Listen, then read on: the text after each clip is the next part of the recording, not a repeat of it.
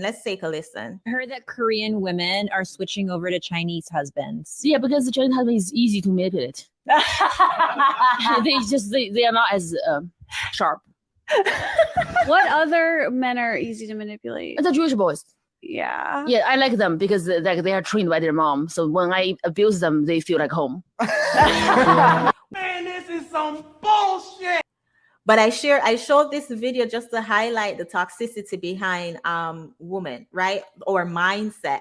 Of course, not all Cynthia is going to come in here and say, not all women stay like this. Well, you're overgeneralizing, blah, blah, blah. But hear me out, right? If they can feel comfortable to get on a platform and say that they like manipulating Korean men and Asian men because they're used to abuse, the simple fact that they have the ability to get on there and say that, when on the flip side, if men were to say, oh, well, I like Jamaican women because they're easy to manipulate, so when I abuse them, it feels like home, we would throw a fit. If men were to say, oh, I like Black women because they're easy to manipulate, not only would that platform be taken down, those men would have been canceled. But on the flip side, women can do this. So that deflection about not all is irrelevant, because it might be not all women, but the fact that women are able to have these conversations without dealing with any kind of consequences, these conversations are allowed. It makes no sense for us to put the disclaimer, not all. It's a society we're living in. The environment, the community allows for women to come on here, talk about how I like this kind of men because they're easy to manipulate. When I abuse them, it feels like home. At what point are we going to call a spade a spade?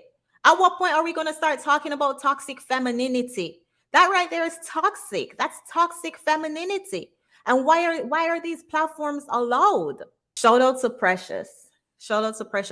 We had a great, up until a certain point, collab with Precious last night, and with Game Changer was on the panel. 2 other men were on the panel, and while they were having the conversation, it highlights and just exposed how men accept certain behavior from women just because of loyalty to the sisterhood, loyalty to their mama, loyalty to their sisters, to their aunties.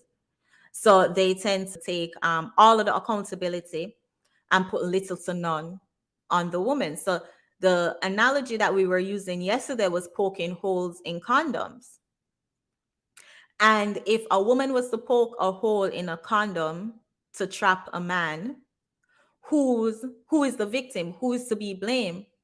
And the 2 men on the panel were saying that it's the man's fault because he should have known better than to go sleep with someone who would have poked holes in condoms.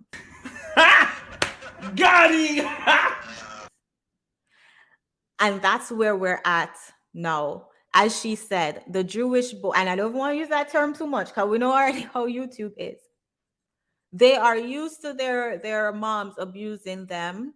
So it feels like home when she's abusing. In the Black community, men are used to taking the blame, especially Black men. Well, Black community, yeah. The men in the community, Black men, are so used to taking the blame when something goes wrong that even when a woman pokes hole in a condom to tie this man, to give this man a baby so she can put him on child support, the man is to be blamed.